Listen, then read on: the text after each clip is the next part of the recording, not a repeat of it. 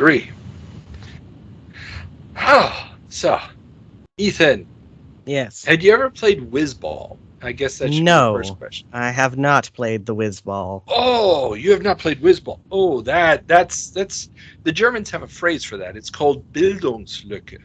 It's Hmm. a hole in your education.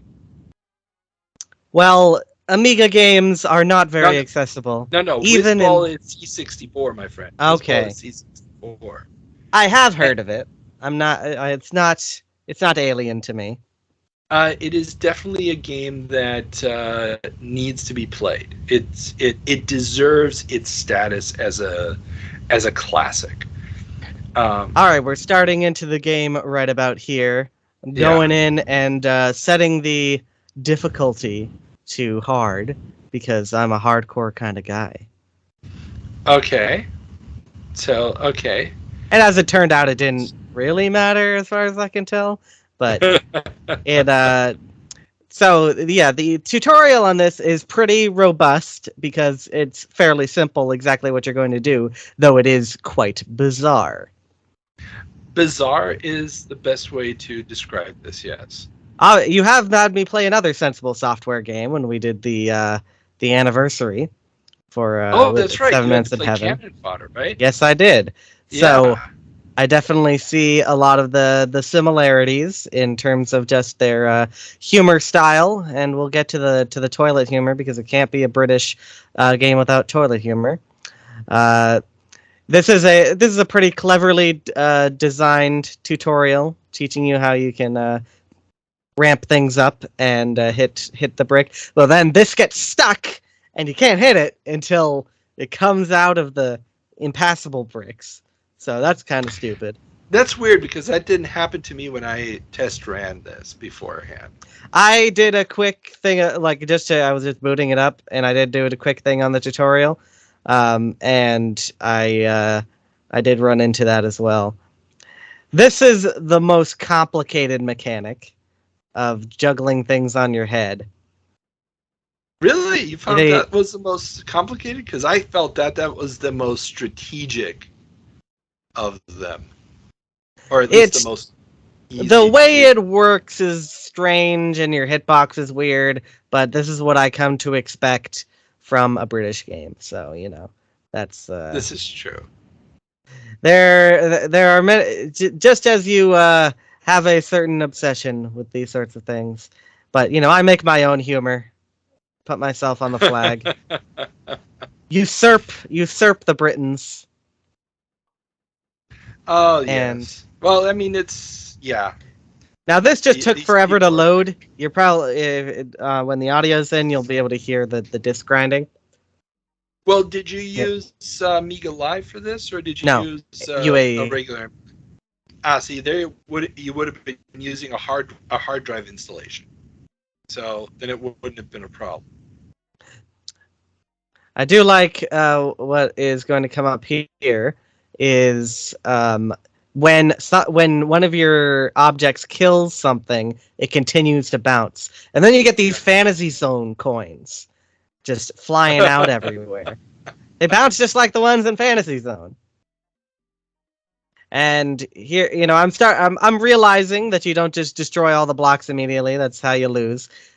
So I am trying to be a little bit strategic in how I'm going about this. There's definitely a lot of creative situations that you can get into with this sort of gameplay. Though, as we're going to see in a sec, things change in an interesting way that you definitely you won't expect it. So now here I am. I'm trying to use these more complicated aspects of the mechanics, and it's really not working. So I just try to bounce things and try to get this thing while it's in flight. Be lucky. That's the thing about this game that I can see in the long term, that eventually you're just going to resort to these kind of strategies if being strategic isn't working.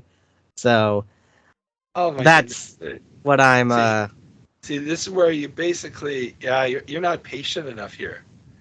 You basically just wait until it's below you, get the timing right, then you walk, and then while it bounces up, you just move away and it falls down and hits. Well, we're going to get another chance at this, but now we have to do this. Oh, yeah. This is awesome. Like I don't really understand what But why no I get it. I got the controls. I just don't understand why it is this way. Why has this become? How does this relate to the rest of the game? It's just like I'm sure you've heard the thing about covert action by Sid Meier, where they just throw in a bunch of mini games and then yeah. try to make it work. In this case, it's yeah. What does this have to do with the main thing? I don't know. It's certainly unique, but unique isn't always good, Carl. It was just a fun way of changing it up. It's the idea that it's completely random nonsense. And There's in many ways this reminds me of Flash games. There is a very strong correlation between Wizkid and Flash games. Do you disagree, Carl? Am I off base? Games, well, it depends on which Flash games you're talking about. I mean, there were a lot of Flash games that were not just random little arcadey type of things. But, I mean, here I'm thinking of, what was the name of that big Flash game where you were driving a car? It was from the driver's seat perspective. And you were trying to escape a city with a zombie outbreak, and you had a radio telling you all the time what was going on. And I got some more Fantasy Zone coins. Yeah. It's impossible to try to catch all of these. You gotta just kind of prioritize the 10s. Yeah, of course. It's about the money. Then I couldn't figure out what my thing. Get the carrot on a stick. I did, eventually. There you go. I just didn't have... So then everything changes, and I'm like, what in the crap is going on? And nothing is very obviously interactable, so I just go for what kind of makes sense, and I figure that out. And then there's a balloon at the top of the screen that, I wasn't able to get because I didn't know it was going to be there, and it's literally at the very top of the screen. There's no way you can see it. Welcome to British Game Design, everybody, where they do things like that, just for the nature of punishing you for playing their game.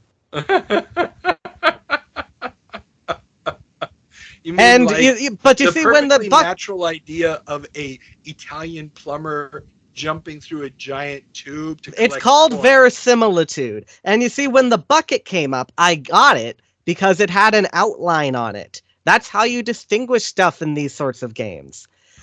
Anyways, so then we got more random interactables. Yep, just a couple of whiz ball. And yeah, telling me to go get something else, but I'm going to check out the other restroom. And I figure out in here, I see that there's a difference in the thing, and then I can interact with it, which is not common in computer games. And there's a little poop sound effect, and yeah, this is British. It is absolutely British. But this is where I round off on here. That's the end of my 7 minutes in heaven. 7 minutes in heaven. Congratulations. This was an experience for you. You can call it that. We're going to talk about this one in a moment. So, okay, we're going to go back to our show, and yeah, this will be fun.